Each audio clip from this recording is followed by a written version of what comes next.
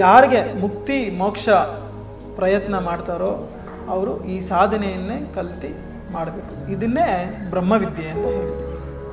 ಅಂತ್ಯಕಾಲ ಸ್ವರನ್ಮುಕ್ತ ಕಲೇವರಂ ಅಂದರೆ ಈ ದೊಡ್ಡ ನಿದ್ರೆ ಬರೋವರೆಗೂ ನಾವು ಸಾಧನೆ ಮಾಡಬೇಕು. ಅರಿಷಟ್ ವರ್ಗಗಳನ್ನು ಜಯಿಸ್ಬೇಕಂದ್ರೆ ಮೊದಲು ನಾವು ಪ್ರಾಣವನ್ನು ವಶಿ ಮಾಡ್ಕೋಬೇಕು. ಗುರೂಜಿ ನಮಸ್ಕಾರ. ಬ್ರಹ್ಮವಿದ್ಯೆ ಅಂದರೆ ಏನು?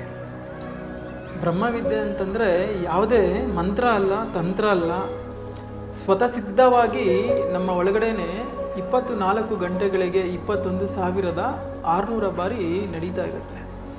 ಅದೇ ಅಜಪ ಗಾಯತ್ರಿ, ನಾದಾನುಸಂಧಾನ, ಸೋಹಂ, ಪ್ರಣವ ಉಪಾಸನ, ಶಿವಜೀವ ಐಕ್ಯಕ್ಕೆ ಮಾರ್ಗವಾಗಿರುವಂಥದ್ದು. ಅದು ಬಿಟ್ಟರೆ ಬೇರೆ ಮಾರ್ಗ ಅನ್ನೋದು ಇಲ್ಲವೇ ಇಲ್ಲ. ಇದು ನಮಗೆ ಇಲ್ಲಿ ಈಡ ಇದೆ, ಪಿಂಗಳ ಇದೆ, ಮಧ್ಯದಲ್ಲಿ ನಮಗೆ ಸುಷುಮ್ನ ನಾಡಿ ಅನ್ನೋದು ಒಂದಿದೆ. ಈ ದ್ವೈತದಲ್ಲಿ ನಮಗೆ ಗಂಗಾ ಯಮುನಾ ಕಾಣಿಸುತ್ತೆ, ಅಂತರ್ವಾಹಿನಿ ಸರಸ್ವತಿ ಹೇಗೆ ಕಾಣಿಸೋದಿಲ್ವೋ ಅದೇ ಥರ ನಮಗೆ ಇಲ್ಲಿ ಈಡ ಇದೆ, ಪಿತೃಯಾನ ಮಾರ್ಗ, ಪಿಂಗಳ ದೇವಯಾನ ಮಾರ್ಗ, ಮಧ್ಯದಲ್ಲಿ ಸುಷುಮ್ನ ನಾಡಿ ಅನ್ನೋದು ಒಂದು ಸೂಕ್ಷ್ಮವಾದ ಸೂಕ್ಷ್ಮದಲ್ಲಿದೆ. ಈಡ ಪಿಂಗಳ ಓರ್ ಮಧ್ಯೆ ಸುಷುಮ್ನ ಸೂಕ್ಷ್ಮ ಸ್ವರೂಪಿಣಿ. ನಮ್ಮ ಒಳಗಡೆ ಅಂತರ್ಗತವಾಗಿರುವಂತಹ ಕುಂಡಲಿನಿ ಶಕ್ತಿಯನ್ನು ಅಂತರ್ಮದನದಿಂದ ನಾವು ಅತಿ ಸೂಕ್ಷ್ಮವಾಗಿರುವಂತಹ ನಾವು ಸುಷುಮ್ನ ನಾಡಿಯಲ್ಲಿ ತೆಗೆದುಕೊಂಡು ಹೋಗಿ ಗುರು ಮುಖಾಂತರವಾಗಿ ಯೋಗ ಸಾಧನೆಯನ್ನು ಕಲ್ತು ಆ ಸಾಧನೆಯ ಮುಖಾಂತರವಾಗಿ ನಾವು ಆ ಸುಷುಮ್ನ ನಾಡಿಯಲ್ಲಿ ಹೋದಾಗ ನಮಗೆ ಸುಷುಮ್ನ ಪ್ರಾಣೇ ಪ್ರವೈವೆ ಸಿದ್ಧಂತೆ ಮನೋನ್ಮನಿ. ಯಾವ ಥರ ನಾವು ತೈಲ್ಯ ಅಂದರೆ ಆ ಎಣ್ಣೆಯನ್ನು ನಾವು ಮೇಲಿಂದ ಹಾಕಿದ್ರೆ ಕಂಟಿನ್ಯೂಷನಾಗಿ ಬರುತ್ತೋ ಆ ಥರ ಸುಷುಮ್ನ ನಾಡಿಯಲ್ಲಿ ಸಾಧನೆ ನಡೀಬೇಕು. ಆ ಸಾಧನೆ ಯಾರಿಗೆ ನಡೆಯುತ್ತೋ ಅವ್ರಿಗೆ ಮನೋನ್ಮನಿ ಅವಸ್ಥೆ ಬರುತ್ತೆ, ಉಮ್ಮೇಲನ ಅವಸ್ಥೆ ಬರುತ್ತೆ, ಅಮನಸ್ಕ ಸ್ಥಿತಿಗೆ ಹೋಗ್ತಾರೆ. ಅಮನಸ್ಕ ಸ್ಥಿತಿಗೆ ಹೋಗೋದೇ ಇಲ್ಲಿ ಸುಷುಮ್ನ ನಾಡಿ ಸಾಧನೆ ಅಂತ ನಾವು ಕರಿತೀವಿ. ಸಿದ್ಧಂತೆ ಮನೋನ್ಮನಿ. ಈ ಥರ ಅನ್ಯದ ಅಭ್ಯಾಸ ಪ್ರಯಾಸ ನೌನ ಯೋಗಿನಾಂ ಶ್ರೀಕೃಷ್ಣ ಪರಮಾತ್ಮರೇ ಉತ್ತರ ಗೀತೆಯಲ್ಲಿ ಹೇಳಿದ್ದಾರೆ. ಈ ಸಾಧನೆಯನ್ನು ಯಾರು ಕಲ್ತು ಅಭ್ಯಾಸ ಮಾಡ್ತಾರೋ ಇತರ ಸಾಧನೆಗಳಲ್ಲಿ ಅವ್ರಿಗೆ ಕೆಲಸ ಇಲ್ಲ, ಅವಶ್ಯಕತೆ ಇಲ್ಲ, ಮಾಡೋ ಅಂಥ ಅವಶ್ಯಕತೆ ಇಲ್ಲ ಅಂತ ಶ್ರೀಕೃಷ್ಣ ಪರಮಾತ್ಮರೇ ಉತ್ತರ ಗೀತೆಯಲ್ಲಿ ಹೇಳಿದ್ದಾರೆ. ಇದನ್ನು ಯಾರಿಗೆ ಮುಕ್ತಿ ಮೋಕ್ಷ ಪ್ರಯತ್ನ ಮಾಡ್ತಾರೋ ಅವರು ಈ ಸಾಧನೆಯನ್ನೇ ಕಲ್ತು ಮಾಡಬೇಕು. ಇದನ್ನೇ ಬ್ರಹ್ಮವಿದ್ಯೆ ಅಂತ ಹೇಳ್ತೀವಿ. ಓಕೆ, ಬ್ರಹ್ಮವಿದ್ಯೆಯಲ್ಲಿ ಏನೇನು ಸಾಧನೆ ಮಾಡ್ಬೋದು, ಅದನ್ನು ಮಾಡೋದು ಯಾವ ಥರ? ಬ್ರಹ್ಮವಿದ್ಯೆಯಲ್ಲಿ ಒಂದೇ ಸಾಧನೆ, ಅದು ಲಾಸ್ಟ್ ಆ್ಯಂಡ್ ಫೈನಲ್ ಸಾಧನೆ. ಇದು ಬ್ರಹ್ಮವಿದ್ಯೆನ ಗುರು ಮುಖಾಂತರವಾಗಿ ಕಲಿತು ಅಭ್ಯಾಸ ಮಾಡಿ ಸಾಧನೆ ಮಾಡಿದ್ರೆ ಅವನಿಗೆ ಬೇರೆ ಸಾಧನೆಗಳಲ್ಲಿ ಕೆಲಸ ಇಲ್ಲ ಅವನಿಗೆ. ಯಾಕಂತಂದರೆ ಇದೇ ಲಾಸ್ಟ್ ಆ್ಯಂಡ್ ಫೈನಲ್. ಇದು ಬಿಟ್ಟರೆ ಇನ್ನೊಂದು ಸಾಧನೆ ಅನ್ನೋದು ಇಲ್ಲವೇ ಇಲ್ಲ. ಮುಕ್ತಿ ಮೋಕ್ಷಕ್ಕೆ ಈ ಪ್ರಯತ್ನ ಮಾಡೋವಂಥವ್ರು ಈ ಸಾಧನೆ ಬಿಟ್ಟರೆ ಇನ್ನೊಂದು ಸಾಧನೆ ಅನ್ನೋದು ಇಲ್ಲ. ಇದು ಸಾಮಾನ್ಯ ಜನರು ಕೂಡ ಇದನ್ನು ಕಲ್ತು ಮಾಡಿದಾಗ ಏನಾಗುತ್ತೆ ಅಂತಂದರೆ ಮೂಲ ಉದ್ದೇಶ ಏನು ಅನ್ನೋದು ಅವ್ರಿಗೆ ಅನುಭವಕ್ಕೆ ಬರುತ್ತೆ. ಈ 84 ಲಕ್ಷ ಜೀವರಾಶಿಗಳಲ್ಲೂ ಮಾನವನಿಗೆ ಮಾತ್ರನೇ ಇಷ್ಟು ಮೇಧಾಶಕ್ತಿ ಇರೋದು.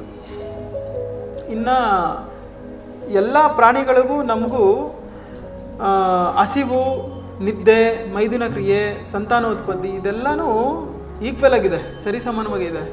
ಆದರೆ ಮನುಷ್ಯನಿಗೆ ಮಾತ್ರನೇ ಇಷ್ಟು ಮೇಧಾಶಕ್ತಿಯನ್ನು ಭಗವಂತ ಕೊಟ್ಟಿರುವಂಥದ್ದು. ಅದಕ್ಕೆ ಕಾರಣ ಏನು ಅಂತಂದರೆ ಈ ಮೇಧಾಶಕ್ತಿಯಿಂದ ಜ್ಞಾನವನ್ನು, ಸತ್ಯವನ್ನು ಅರಿತು ಅದರ ಕಡೆಗೆ ಪ್ರಯಾಣ ಮಾಡುವಂಥದ್ದೇ ಮೂಲ ಉದ್ದೇಶವಾಗಿದೆ. ನಮ್ಮ ಆರ್ಯರು ಮತ್ತು ಮಹರ್ಷಿಗಳು ಇದನ್ನು ಸಾಕಷ್ಟು ಗ್ರಂಥಗಳಲ್ಲಿ, ವೇದ ಉಪನಿಷತ್ತುಗಳು ಕೂಡ ಹೇಳಿದ್ದಾರೆ. ಇದರ ಮೂಲ ಉದ್ದೇಶ ಇದೆ. ಮುಕ್ತಿ ಮೋಕ್ಷಕ್ಕೆ ಪ್ರಯತ್ನ ಮಾಡೋದೇ ಮೂಲ ಉದ್ದೇಶ. ಮುಕ್ತಿ ಮೋಕ್ಷ ಬೇಕು ಅಂತಂದರೆ ಈ ಸಾಧನೆ ಬಿಟ್ಟರೆ ಇನ್ನೊಂದು ಸಾಧನೆ ಇಲ್ಲ. ಬೇರೆ ಸಾಧನೆಗಳಲ್ಲಿ ಇದ್ರೂ ಕೂಡ ಕೊನೆಗೆ ಇದೇ ಸಾಧನೆಗೆ ಬರಬೇಕಿದೆ. ಇದು ಡೈರೆಕ್ಟ್, ಇದು ಮೈನ್ ರೋಡ್. ಇದು ನಾವು ಸಬ್ ರೋಡ್ಗಳಲ್ಲಿ ಸುತ್ತಾಕೊಂಡು ಅಲ್ಲೇ ಎದ್ಬಿಡ್ತೀವಿ. ಮತ್ತು ಮೈನ್ ರೋಡ್ ಸಿಗತ್ತಾ ಇಲ್ವ ಅನ್ನೋ ಗ್ಯಾರಂಟಿನೂ ಇರೋಲ್ಲ. ಇದು ಮೈನ್ ರೋಡ್. ಇದು ಮೈನ್ ರೋಡಲ್ಲಿ ಹೋಗ್ಬೇಕಾದ್ರೆ ಸ್ಟ್ರೈಟ್ ಆಗಿರುತ್ತೆ. ಹಾಂ. ನಮಗೆಲ್ಲೂ ಅಡೆತಡೆಗಳಿರಲ್ಲ, ಡೈರೆಕ್ಟಾಗಿ ನಮ್ಮ ಗಮ್ಯ ಸೇರ್ತೀವಿ ನಾವು. ಗುರೂಜಿ, ಈ ವಿದ್ಯೆ ಕಲಿಯೋಕ್ಕೆ ಯಾರು ಅರ್ಹರು ಮತ್ತು ಏನು ಪ್ರಿಪ್ರೇಷನ್ ಮಾಡ್ಕೊಬೇಕು? ಇದು ಪೂರ್ತಿ ಶಾಕಾಹಾರಿಗಳೇ ಇದಕ್ಕೆ ಅರ್ಹರು. ಇದು ಪೂರ್ತಿ ಸಸ್ಯಾಹಾರಿ ಆಗಿರಬೇಕು.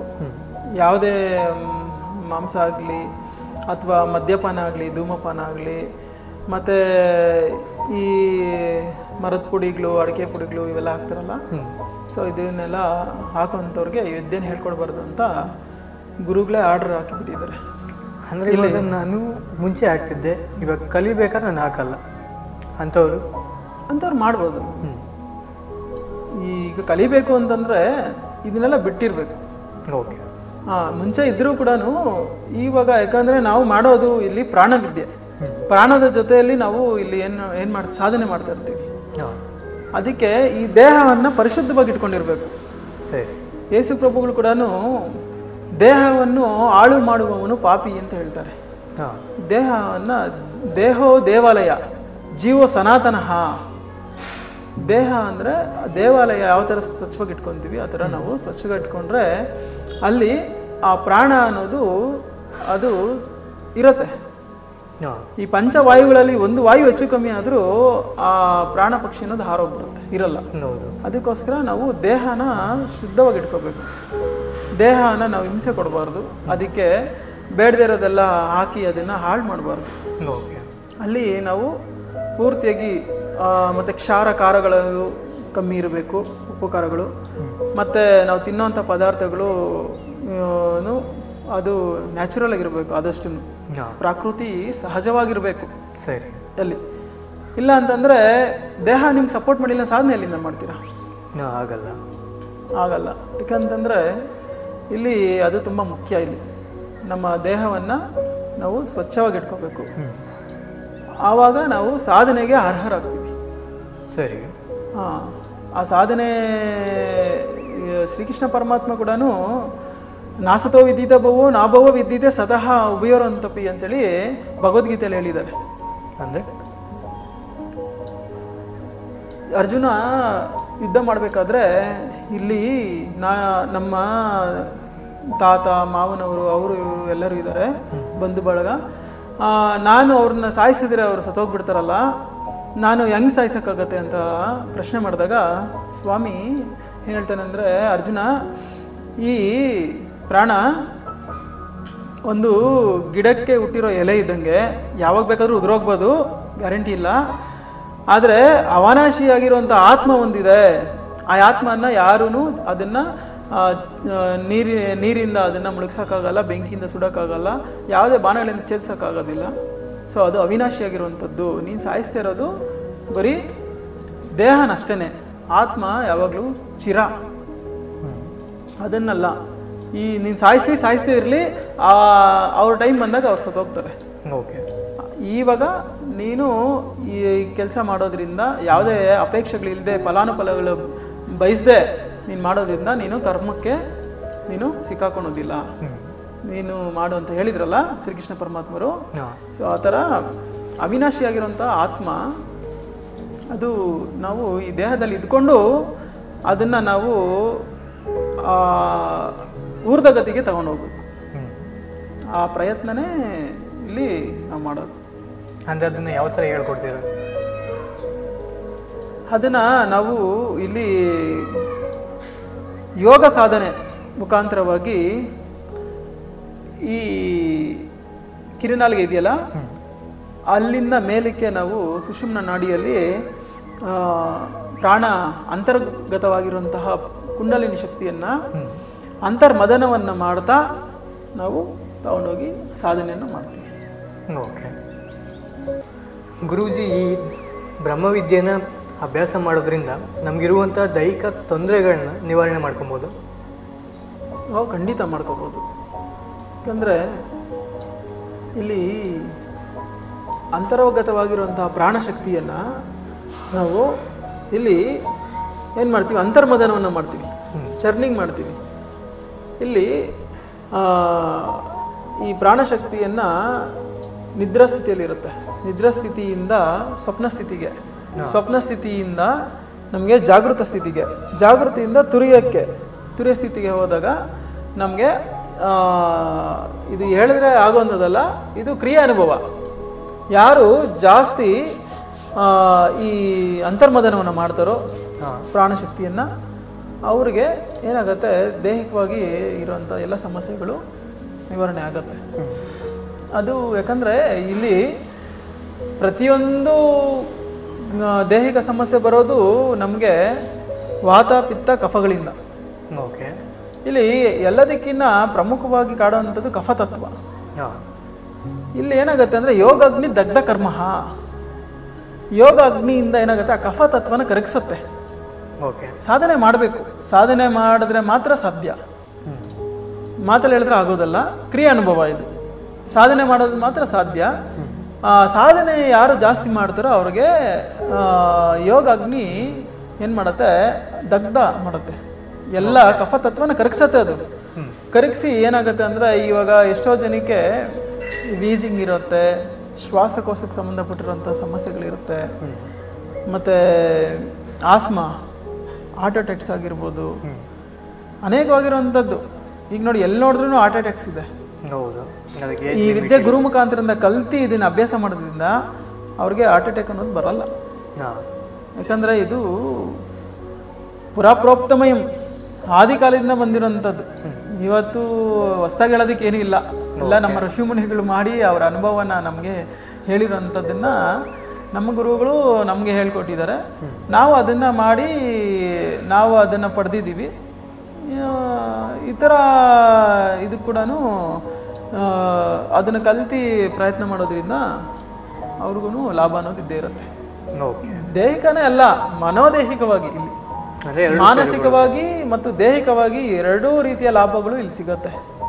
ನಿಮಗೆ ಯಾವುದೋ ಟೈಮ್ ವೇಸ್ಟ್ ಮಾಡೋಂಗಿಲ್ಲ, ಯಾವುದೇ ರೀತಿ ಇಲ್ಲಿ ದುಡ್ಡು ವೇಸ್ಟ್ ಮಾಡೋಂಗಿಲ್ಲ, ಯಾವುದೇ ರೀತಿ ಇಲ್ಲಿ ಎನರ್ಜಿ ವೇಸ್ಟ್ ಮಾಡೋಂಗಿಲ್ಲ. ನೀವು ಇಲ್ಲಿ ಏನಾಗುತ್ತೆ, ಎನರ್ಜಿ ಗೈನ್ ಆಗುತ್ತೆ, ಲಾಸ್ ಆಗಲ್ಲ. ಇಲ್ಲಿ ಪ್ರಾಫಿಟ್ ಆಗುತ್ತೆ.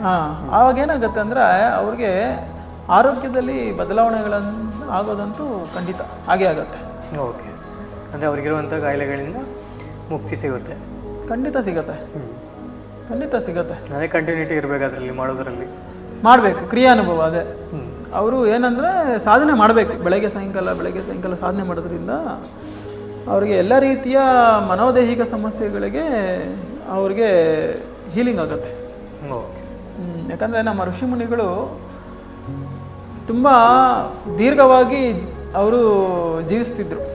ಕಾರಣ ಏನು ಅಂತಂದರೆ ಯೋಗ ಸಾಧನೆ, ಬೇರೆ ಏನೇನೂ ಇಲ್ಲ. ಇಲ್ಲಿ ಯೋಗ ಸಾಧನೆ ಮುಖಾಂತರ ಅವರು ದೀರ್ಘಕಾಲಿಕವಾಗಿ ಅವರು ಜೀವಿಸ್ತಿದ್ರು. ಆ ಸಾಧನೆಯನ್ನು ಮಾಡಿ ಆ 3 ಅವಸ್ಥೆಯಿಂದ ದಾಟಿ 4ನೇ ಅವಸ್ಥೆಗೆ ಹೋಗ್ತಿದ್ರು. ಆ ಬಾಹ್ಯಾಕಾಶ ಸ್ಥಿತಿಗೆ ತಲುಪೋದಕ್ಕೆ ಅವರು ಸತತವಾಗಿರುವಂತಹ ಅವರು ಯೋಗ ಅನುಭವ ಮಾಡ್ತಿದ್ರು, ಯೋಗ ಸಾಧನೆಯನ್ನು ಮಾಡ್ತಿದ್ರು. ಆ ಅನುಭವನೇ ನಮಗೆ ಹೇಳ್ಕೊಟ್ಟಿರೋಂಥದ್ದು. ಅದರಿಂದ ನಾವು ಏನೇ ತೊಂದರೆ ಇದೆ ಅದನ್ನು ಸಾಲ್ವ್ ಮಾಡ್ಕೊಬೋದು. ಖಂಡಿತ ಮಾಡ್ಕೋಬೋದು. ಗುರೂಜಿ, ಈ ಬ್ರಹ್ಮವಿದ್ಯೆ ಮಾಡೋದ್ರಿಂದ ಈ ಅರಿಷಡ್ ವರ್ಗಗಳನ್ನ ನಾವು ಜಯಿಸ್ಬೋದಾ? ಧಾರಾಳವಾಗಿ. ಕಾಮ, ಕ್ರೋಧ, ಲೋಭ, ಮೋಹ, ಮದ, ಮಾತ್ಸರ್ಯ, ಈ 6 ಜನನು ಜ್ಞಾನರತ್ನ ಅಪಹಾರ ಅಂತ ಹೇಳಿದರು. ನಮ್ಮಲ್ಲಿ ಇರೋಂಥ ಜ್ಞಾನರತ್ನವನ್ನು ಅಪಹರಿಸ್ತಾರೆ. ಇಲ್ಲಿ ರಾವಣ ಬ್ರಹ್ಮ ಎಷ್ಟು ಮೇಧಾವಿ ಅವರು. ಈ ತುಳಸಿ ಬ್ರಹ್ಮ ಮಗ ರಾವಣ ಬ್ರಹ್ಮ ಎಷ್ಟೋ ಮೇಧಾಶಕ್ತಿ ಇರೋವಂಥ ಅವನು ಕೂಡ ಈ ಕಾಮದಿಂದ ಏನಾದ ಈ ಸೀತಾದೇವಿನ ತಗೊಂಡ್ಬಂದು ಸಾಕಷ್ಟು ಎಷ್ಟು ಜನ ಎಷ್ಟು ರೀತಿಯಲ್ಲಿ ಹೇಳಿದ್ರು ಕೇಳಲಿಲ್ಲ. ಹೌದು. ಅಂತ ಅತಿರಥ ಮಹಾರಾಜ ರಾವಣ ಅಂತವನೇ ಸುಟ್ಟು ಭಸ್ಮ ಆದ ಕಾಮದಿಂದ. ಪರಶ್ರೀ ವ್ಯಾಮೋಹ ಅನ್ನೋದು ಅಷ್ಟು ಅದು ಪ್ರಭಾವಿತವಾಗಿರುವಂಥದ್ದು. ಇಡೀ ರಾಕ್ಷಸ ಕುಲನೇ ಏನಾಯಿತು, ಸರ್ವನಾಶ ಆಯಿತು. ಇಲ್ಲಿ ಕ್ರೋಧ, ದೂರ್ವಾಸ ಮಹರ್ಷಿಗಳು. ಇವರು ಕ್ರೋಧದಿಂದ ಏನಾದರೂ ತನ್ನ ಶಿಷ್ಯನ ಕಾಲನ್ನೇ ಹಿಡಿಬೇಕಾಗಿತ್ತು ಬಂತು ಪರಿಸ್ಥಿತಿ ಇವರಿಗೆ. ಅಂಬರೀಷನ ಕಾಲು ಹಿಡ್ದ ದೂರ್ವಾಸ ಮಹರ್ಷಿ ಕ್ರೋಧದಿಂದ. ನೋಡ್ದ, ಲೋಭದಿಂದ ದುರ್ಯೋಧನ ನಾಶ ಆದ. ಹೇಗೆ ಅಂತಂದರೆ, ಅವ್ರ ಅಣ್ಣ ತಮ್ಮಂದ್ರ ಆಸ್ತಿ ಅವ್ರಿಗೆ ಕೊಡಬೇಕಲ್ಲ, ಅವ್ರ ತಂದೆ ಆಸ್ತಿ ಅವ್ರು ಕೊಡು ಅಂತೇಳಿ ಶ್ರೀಕೃಷ್ಣ ಪರಮಾತ್ಮರು ಕೂಡ ಸಾಕಷ್ಟು ರೀತಿ ಹೇಳಿದ್ರು. ಆದ್ರೂ ನಾನು ಕೊಡೋದಿಲ್ಲ ಅಂತ ಹಠ ನಿಂತ ದುರ್ಯೋಧನ. ಹೋಗ್ಲಿ 5 ಜನಕ್ಕೆ 5 ಊರುಗಳಾದರೂ ಕೊಡು ಅಂತ ಕೇಳಿದ್ರು. ಹೆಂಗಿತ್ತು ಸಮಾಧಾನ ಮಾಡ್ಬೋದಾಗಿತ್ತಲ್ಲ. ಮಾಡ್ಬೋದಿತ್ತು. ನಾನು ಸೂಜಿಯಷ್ಟು ಜಾಗನೂ ನಾನು ಕೊಡೋದಿಲ್ಲ ಅಂತ. ಅದಕ್ಕೆ ಏನಾಯಿತು ಪರಿಣಾಮ? 18 ಅಕ್ಷೋಣಿಯ ಸೈನ್ಯನೂ ಸರ್ವನಾಶನ ಆಯಿತು. ಯುದ್ಧ ಭೂಮಿ ಮಾರಣ ಭೂಮಿ ಆಗೋಯ್ತು. ಭೀಮ ಶಪಥ ಮಾಡಿದ್ನಲ್ವ, ಆ ವಸ್ತ್ರಾಭರಣ ಮಾಡಬೇಕಾದ್ರೆ ಕೈ ಹಾಕಿ ಇದು ಮಾಡ್ದ ಅಂತೇಳಿ, ಮತ್ತೆ ತೊಡೆ ಮೇಲೆ ದ್ರೌಪದಿನ ಕುಳಿಸ್ಕೊಂತೀನಿ ಅಂತೇಳಿ ಇದು ಮಾಡಿದಾಗ, ನಿನ್ನ ತೊಡೆ ಮುರಿದು ರಕ್ತ ನೋಡ್ತೀನಿ ಅಂತೇಳಿ ಶಪಥ ಮಾಡಿದ್ದ ಭೀಮ. ಅವನ ತೊಡೆ ಮುರಿದು ರಕ್ತ ಚಿಂದರವಂದರ ಮಾಡಿ ಬಿಸಾಕಿ ಅವನು ಸಾಯೋ ಅಂಥ ಸ್ಥಿತಿಯಲ್ಲಿ ಕೂಡ ಒಂದು ಲೋಟ ನೀರು ಯಾರೂ ಕೊಟ್ಟಿಲ್ಲ. ನಾಯಿ ಸಾವು ಸತ್ತ. ಮಾತ್ಸರ್ಯದಿಂದ ಶಿಶುಪಾಲ ಶ್ರೀಕೃಷ್ಣ ಪರಮಾತ್ಮರಿಗೆ ಅಗ್ರತಾಂಬೂಲ ಕೊಡಬೇಕು ಅಂತಲ್ಲಿ ಸಭೆಯಲ್ಲಿ ಎಲ್ಲರೂ ನಿರ್ಧಾರ ಮಾಡಿರ್ತಾರೆ. ಆವಾಗ ಈ ಥರ ಅತಿರಥ ಮಹಾರಾಜರು ಭೀಷ್ಮಾಚಾರ್ಯರು ಎಲ್ಲ ಇರಬೇಕಾದ್ರೆ ಈ ಗೊಲ್ಲನಿಗೆ ಅಗ್ರತಾಂಬೂಲ ಕೊಡುವಂಥದ್ದು ಏನಿದೆ ಅಂತೇಳಿ ನಿಂದಿಸ್ತಿದ್ದ ಶಿಶುಪಾಲ. ಇಲ್ಲಿ ಅಕ್ಕ ತಂಗಿರಿಗೆ ಮಾತು ಕೊಟ್ಟಿದ್ದ ಶ್ರೀಕೃಷ್ಣ ಪರಮಾತ್ಮ, 99 ತಪ್ಪುಗಳು ಮಾಡೋವರೆಗೂ ನಾನು ಕಾಯ್ತೀನಿ, 100ನೇ ತಪ್ಪುಗೆ ಅವನ್ನ ನಾನು ಸಾಯಿಸ್ತೀನಿ ಅಂತೇಳಿ. 99 ತಪ್ಪುಗಳಾಗೋಯ್ತು. ಯಾವಾಗಲೂ ನಿಂದಿಸ್ತಾನೇ ಇದ್ದ ಶ್ರೀಕೃಷ್ಣ ಪರಮಾತ್ಮನ. 100ನೇ ತಪ್ಪು ಮಾಡ್ದ, ಅವನ ತಲೆನ ಸುದರ್ಶನ ಚಕ್ರದಿಂದ ಎಗರಿಸ್ದ. ಇಲ್ಲಿಗೆ ಶಿಶುಪಾಲ ನಾಶ ಆದ. ಮದದಿಂದ ಬಲಿಚಕ್ರವರ್ತಿ, ನಾನೇ ಸಮಸ್ತ, ನನಗಿನ್ನ ದೊಡ್ಡವ್ರು ಯಾರೂ ಇಲ್ಲ ಅಂತೇಳಿ ತನ್ನ ಮಗನಿಗೆ ಹೇಳ್ತಿದ್ದ ಯಾವಾಗಲೂ. ನಾನೇ ಎಲ್ಲನೂ, ನನ್ನ ಬಿಟ್ಟರೆ ಇನ್ಯಾರೂ ಇಲ್ಲ ಅನ್ನೋ ಮದದಿಂದ ಬಲಿಚಕ್ರವರ್ತಿ ನಾಶ ಆದ. ಸೊ ಹಂಗೆ ಒಂದೊಂದು ಇದರಿಂದ ಕೂಡ ಒಂದೊಂದು ಅತಿರಥ ಮಹಾರಾಜ ಕೂಡ ಸರ್ವನಾಶ ಆಗೋದು. ಅಂತ ಅತಿರಥ ಮಹಾರಾಜರೇ ಸರ್ವನಾಶ ಆಗಬೇಕಾದ್ರೆ ಸಾಮಾನ್ಯ ಮಾತ್ರ ಎಷ್ಟು? ಹೌದು. ಸೊ ಈ 6 ಜ್ಞಾನ ಅಪಹಾರ, ಈ ಜ್ಞಾನ ರತ್ನವನ್ನು ಅಪಹರಣೆ ಮಾಡ್ತಾರಂತೆ ಈ 6 ಜನ ನಮ್ಮೊಳಗಡೆ ಸೇರಿಕೊಂಡು. ಈ 6 ಜನರನ್ನ ನಾವು ನಿಯಂತ್ರಿಸಬೇಕು ಅಂತಂದರೆ ಏಕೈಕ ಸಾಧನೆ ಬ್ರಹ್ಮ ಸಾಧನೆ. ಯಾರು ಯೋಗ ಸಾಧನೆ ಗುರು ಮುಖಾಂತರ ಕಲ್ತಿ ಯೋಗ ಸಾಧನೆಯನ್ನು ಮಾಡಿ ಅವರು ನಿರಂತರವಾಗಿ ಆ ಅಂತರ್ಗತವಾಗಿರುವಂಥ ಪ್ರಾಣಶಕ್ತಿಯನ್ನು, ಕುಂಡಲಿ ಶಕ್ತಿಯನ್ನು ಊರ್ಧ್ವಕ್ಕೆ ತಗೊಂಡು ಹೋಗ್ತಾರೋ ಅವ್ರಿಗೆ ಆತ್ಮ ಸಾಕ್ಷಾತ್ಕಾರ ಆಗುತ್ತೆ. ಅದಕ್ಕಿಂತ ಮುಂಚೆ ಇವೆಲ್ಲ ಹೋಗ್ಬಿಡುತ್ತೆ. ಈ ಅರಿಷಟ್ ವರ್ಗಗಳು ಸಾಮಾನ್ಯವಾಗಿ ಗೆಲ್ಲೋದು ಅಷ್ಟು ಸುಲಭ ಅಲ್ಲ. ಆದರೆ ಯೋಗ ಸಾಧನೆಯಿಂದ ನಾವು ಸುಲಭವಾಗಿ ಗೆಲ್ಬೋದು. ಅದು ನಮ್ಮ ಇದರಲ್ಲೇ ಹೇಳಿದ್ದಾರೆ, ನಮ್ಮ ಉತ್ತರ ಗೀತೆಯಲ್ಲಿ ಹೇಳಿದ್ದಾರೆ. ಕಷ್ಟ ಅಂತಲೂ ಹೇಳಿದ್ದಾರೆ, ಮತ್ತೆ ಅದು ಸುಲಭ ಅಂತ ಕೂಡ ಅವರೇ ಹೇಳಿದ್ದಾರೆ. ಅದೇ ಕಂಟಿನ್ಯೂಟಿ ಇರಬೇಕಾದ್ರೆ ಮಾಡೋದ್ರಿಂದ ಸಾಧನೆ ಮಾಡೋರಿಗೆ ತುಂಬ ಸುಲಭ, ಸಾಧನೆ ಇಲ್ಲ ಅಂದ್ರೆ ತುಂಬ ಕಷ್ಟ. ಇದರ ಹಿಂದೆ ಯಾರೋ ಹೋಗ್ತಾರ ಅವರು, ಅತಿರಥ ಮಹಾರಾಜರಂತವರೇ ಸರ್ವನಾಶ ಆಗೋದ್ರು. ಇನ್ನು ಮಾಮೂಲಿ ಜನ ಎಷ್ಟು? ಕರೆಕ್ಟ್, ತೃಣಕ್ಕೆ ಸಮಾಗಿತ್ತು. ಅದಕ್ಕೆ ಏಕೈಕ ಮಾರ್ಗ ಇದೊಂದೇ, ಇದು ಬಿಟ್ಟರೆ ಇನ್ನೊಂದಿಲ್ಲ. ಅರಿಷಟ್ ವರ್ಗಗಳನ್ನು ಜಯಿಸ್ಬೇಕಂದ್ರೆ ಮೊದಲು ನಾವು ಪ್ರಾಣವನ್ನು ವಶಿ ಮಾಡ್ಕೋಬೇಕು. ಈ ಬ್ರಹ್ಮವಿದ್ಯೆ ಮುಖಾಂತರ ನಾವು ಸಾಧನೆ ಮುಖಾಂತರ ಪ್ರಾಣವನ್ನು ವಶಿ ಮಾಡಿಕೊಂಡ್ರೆ ಮನಸ್ಸು ವಶಿ ಆಗುತ್ತೆ. ಮನಸ್ಸು ವಶಿ ಆದರೆ ನಮ್ಮ ಈ ಪಂಚೇಂದ್ರಿಯಗಳು ವಶಿ ಆಗುತ್ತೆ. ಈ ಈಡ ಪಿಂಗಳ ಸುಷುಮ್ನ ಸಾಧನೆ ದಾಟಿ ನಾವು ಹೋಗ್ಬಿಡ್ತೀವಿ, ಪರಮಾತ್ಮನ ನಮಗೆ ಸಮ್ಮಿಲನ ಆಗುತ್ತೆ. ಅಂದರೆ ನಾವು ಬ್ರಹ್ಮವಿದ್ಯೆ ಮಾಡೋದ್ರಿಂದ ಅಲ್ಲಿಗೆ ನಾವು ಪರಮಾತ್ಮ ಸೇರ್ಬೋದು. ಜೀವ ಶಿವ ಐಕ್ಯ ಆಗ್ತಾನೆ ಅಲ್ಲಿ. ಆತ್ಮದಿಂದ ಐಕ್ಯ ಆಗೋದು, ಆತ್ಮ ಪರಮಾತ್ಮನಲ್ಲಿ ಸೇರ್ತಾನೆ. ಸರಿ. ಅದಕ್ಕೆ ಪ್ರತಿಯೊಬ್ಬರೂ ಈ ವಿದ್ಯೆನ ಕಲ್ತು ಮಾಡಬೇಕಾಗಿರೋದು. ಗುರೂಜಿ, ಈ ಬ್ರಹ್ಮವಿದ್ಯೆ ಉಪದೇಶ ತಗೊಂಡಾದ್ಮೇಲೆ ನಾವು ಎಲ್ಲಿವರೆಗೂ ಈ ಸಾಧನೆ ಮಾಡಬೇಕು? ಅಂತ್ಯಕಾಲ ಸ್ವರ್ಣಮುಕ್ತ ಕಲೇವರಂ ಅಂದರೆ ಈ ದೊಡ್ಡ ನಿದ್ರೆ ಬರೋವರೆಗೂ ನಾವು ಸಾಧನೆ ಮಾಡಬೇಕು. ಯಾಕಂದರೆ ಕಲೇವರಂ ಅಂದರೆ ನಾವು ಕೊನೆ ಕಾಲದವರೆಗೂ ಆ ಸ್ಮರಣೆಯಲ್ಲೇ ನಾವು ದೇಹನ ಬಿಡಬೇಕು ಅಂತ ಹೇಳಿದಾರಲ್ಲ. ಭೀಷ್ಮಾಚಾರ್ಯರು ಸ್ವಚ್ಛಂದ ಮರಣ ಪಡೆದ್ರು. ಅವರು ಕೊನೆಗೆ ಅವರು ಏನು ಮಾಡಿತು, ಅಧಃ ಪಾಪ ಊರ್ಧ ಪುಣ್ಯ, ಅವರು ಉತ್ತರಾಯಣ ಕಡೆಗೆ ಹೋದ್ರು. ಅದು ಸ್ಥೂಲವಾಗಿ ಹೇಳಿದ್ದಾರೆ. ಇದು ಸಾಧಕರು ಮೇಲಕ್ಕೆ ಹೋದ್ರೆ ಅದು ಉತ್ತರಾಯಣ, ಜೀವ ಕೆಳಗಡೆಗೆ ತಗೊಂಡು ಹೋದ್ರೆ ಅದು ದಕ್ಷಿಣಾಯನ. ನಾವು ಯಾವಾಗಲೂ ಉತ್ತರಾಯಣ ಕಡೆಗೆ ಹೋಗ್ಬೇಕು. ಆವಾಗಲೇ ನಮಗೆ ಅದು ಪರಿಪೂರ್ಣತೆ ಆಗುವಂಥ ಈ ಮಾನವನ ಜನ್ಮ ಅಲ್ಲಿಗೆ ಪರಿಪೂರ್ಣತೆ ಆಯಿತು ಅಂತ ಅರ್ಥ. ಅದಕ್ಕೆ ನಮಗೆ ಅಂತ್ಯಕಾಲದವರೆಗೂ ಮಾಡಬೇಕು. ಸ್ವಚ್ಛಂತ ಮರಣ ಸಿಗಬೇಕು ಅಂತಂದರೆ ಮಾಡಬೇಕು. ಆವಾಗ ನಾವು ಆತ್ಮ ಪರಮಾತ್ಮನಲ್ಲಿ ಲೀನನಾಗ್ತಾನೆ. ಇದೇ ಮನುಷ್ಯನ ಜನ್ಮ ರಹಸ್ಯ. ಮನುಷ್ಯನ ಜನ್ಮ 84 ಜೀವರಾಶಿಗಳಲ್ಲೂ ಅತ್ಯಂತವಾಗಿ ಮೇಧಾಶಕ್ತಿ ಕೊಟ್ಟಿರೋದು ಮಾನವನಿಗೆ ಮಾತ್ರನೇ. ಯಾಕಂದರೆ ಆ ಮೇಧಾಶಕ್ತಿಯಿಂದಾನೇ ಅವನು ಮುಕ್ತಿ ಮೋಕ್ಷವನ್ನು ಪಡೆಯಬೇಕು. ಬೇರೆ ಪ್ರಾಣಿ ಪಕ್ಷಿಗಳಿಗೆ ಆ ಒಂದು ಅದೃಶ್ಯ ಇಲ್ಲ, ಮನುಷ್ಯನಿಗೆ ಮಾತ್ರನೇ ಸಾಧ್ಯ.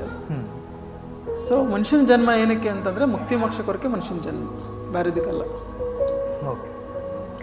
ಅಂದರೆ ಈ ಬ್ರಹ್ಮವಿದ್ಯೆಯಿಂದ ನಾವು ಮುಕ್ತಿ ಪಡಿಬೋದು, ಅಲ್ಲಿವರೆಗೂ ನಾವು ಮಾಡ್ತಾ ಇರಬೇಕು ನಿರಂತರವಾಗಿ ಅಂತ ಹೇಳ್ತಿದ್ದೀರಾ. ಓಕೆ ಗುರೂಜಿ, ಈ ಬ್ರಹ್ಮವಿದ್ಯೆಗೆ ಸೇರ್ಕೊಬೇಕು ಅಂದರೆ ಫೀಸಸ್ ಏನಾರು ಇದೆಯಾ? ಇದಕ್ಕೆ ಯಾವುದೇ ಫೀಸಸ್ ಇಲ್ಲ. ಇದಕ್ಕೆ ಇದು ಯಾಕಂದರೆ ಈ ವಿದ್ಯೆಗಳೆಲ್ಲನೂ ಯಾವುದೇ ರೀತಿ ಫೀಸ್ಗಳು ತಗೊಂಡು ಮಾಡೋವಂಥದ್ದಲ್ಲ. ಇದು ಸಂಪೂರ್ಣ ಉಚಿತವಾಗಿರುತ್ತೆ. ಮತ್ತು ಯಾರಾದರೂ ಡೊನೇಷನ್ಸ್ ಎಲ್ಲ ಕೊಡಬೇಕು ಅಂದರೆ ಕೊಡ್ಬೋದು, ತೊಂದರೆ ಇಲ್ಲ. ಯಾಕಂತಂದರೆ ನಾವು ಬರೋವಂಥವ್ರಿಗೆ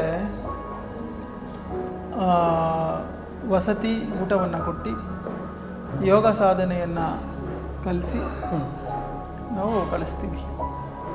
ಸೊ ಹಾಗಾಗಿ ಒಂದು ಯೋಗಿಗೆ ಒಂದೊತ್ತು ಊಟ ಇಟ್ಟರೆ 100 ಗೃಹಸ್ಥಾಶ್ರಮದಲ್ಲಿ ಇರೋರಿಗೆ ಮತ್ತು 100 ವಾನಪ್ರಸ್ಥ ಆಶ್ರಮದಲ್ಲಿ ಇರೋವಂಥವ್ರಿಗೆ ಮತ್ತು 200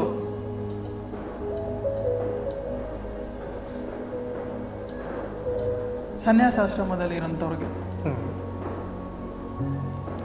400 ಜನಕ್ಕೆ ಊಟ ಇಟ್ಟಿರೋ ಸಮಾನ. ಅಂದರೆ ಒಬ್ಬ ಯೋಗಿಗೆ ಹಾಕೋದು, ಒಬ್ಬ ಯೋಗಿಗೆ ಊಟವನ್ನು ಇಟ್ಟರೆ. ಇಲ್ಲಿ ಬರೋರೆಲ್ಲ ಯೋಗಿಗಳೇ. ಓಕೆ. ಇಲ್ಲಿ ಅವ್ರಿಗೆ ಊಟ ವಸತಿಯನ್ನು ಕೊಟ್ಟು ನಾವು ಯೋಗ ಸಾಧನೆ ಕಳಿಸ್ತೀವಿ. ಯಾವುದೇ ರೀತಿ ಇರಲ್ಲ. ಬೇಕಾದ್ರೆ ಡೊನೇಷನ್ಸ್ ಕೊಡೋಂಗಿದ್ರೆ ಕೊಡ್ಬೋದು ಅಂತಂದರೆ. ಓಕೆ.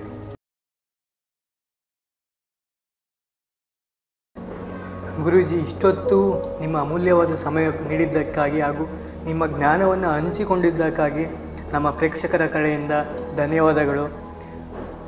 ನಿಮಗೂ ಕೂಡ ಧನ್ಯವಾದಗಳು. ಯಾಕಂದರೆ ನಾವು ಎಲ್ಲ ಒಂದು ಜಾಗದಲ್ಲಿ ಕುತ್ಕೊಂಡಿದ್ದೀವಿ, ನಮ್ಮನ್ನು ಈಚೆಗೆ ತಗೊಂಬಂದು ನೀವು 4 ಜನಕ್ಕೆ ತೋರಿಸ್ತಿದ್ದೀರಲ್ಲ. ಸೊ ಅದು ಕೂಡ ಪರೋಪಕಾರನೇ. ವ್ಯಾಸ ಮಹರ್ಷಿಗಳು ಒಂದು ಮಾತು ಹೇಳ್ತಾರೆ, ನಾ ಶ್ಲೋಕೇನ ಅರ್ಧ ಶ್ಲೋಕೇನ, ಪೂರ್ತಿ ಶ್ಲೋಕನೂ ಅಲ್ಲ, ಅರ್ಧ ಶ್ಲೋಕದಲ್ಲಿ ಹೇಳ್ತಾ ಇದ್ದಾರೆ, ಪರೋಪಕಾರಾಯ ಪುಣ್ಯಾಯ ಪಾಪಯ ಪರಪೀಡಿತ ಅಂತ. ಪರರನ್ನು ಪೀಡಿಸೋದು ಪಾಪ, ಪರೋಪಕಾರ ಮಾಡುವಂಥದ್ದು ಪುಣ್ಯ ಅಂತ ವ್ಯಾಸ ಮಹರ್ಷಿಗಳು ಹೇಳ್ತಿದ್ದಾರೆ. ಓಕೆ, ಹಾಗಾಗಿ ನಿಮಗೂ ಕೂಡ ಧನ್ಯವಾದಗಳು. ಧನ್ಯವಾದಗಳು ನಿಮಗೂ. ತುಂಬ ಮನಪೂರ್ವಕವಾಗಿ ಹೃತ್ಪೂರ್ವಕವಾಗಿ ನಿಮ್ಮ ವಿಷಯಗಳನ್ನು ದಾರಿ ಎರೆದಿದ್ದಕ್ಕಾಗಿ ಧನ್ಯವಾದಗಳು ಗುರುಜಿ. ಫ್ರೆಂಡ್ಸ್, ನೀವೀಗ ನೋಡಿದ್ರಿ, ನಾವೀಗ ಗುರು ಸಾಂಗತ್ಯ ನಡೆಸಿದ್ವಿ. ನಮ್ಮ ಜೊತೆ ಪವನಾನಂದ ಗುರುಜಿಯವರು ಅವರ ವಿಚಾರಧಾರೆಗಳನ್ನ ನಮಗೆ ತಿಳಿಸ್ಕೊಟ್ಟಿದ್ದಾರೆ. ಮುಕ್ತಿ ಮತ್ತು ಮೋಕ್ಷದ ಕಡೆಗೆ ದಾರಿಯನ್ನು ತೋರಿಸಿದ್ದಾರೆ. ಆಸಕ್ತಿ ಇರುವವರು ಅಭ್ಯಾಸ ಮಾಡಿ ಮೋಕ್ಷದ ಕಡೆಗೆ ನಡೆಯಿರಿ. ಎಲ್ಲರಿಗೂ ಈ ವಿಡಿಯೋವನ್ನು ಕೊನೆಯವರೆಗೂ ನೋಡಿದ್ದಕ್ಕಾಗಿ ಧನ್ಯವಾದಗಳು.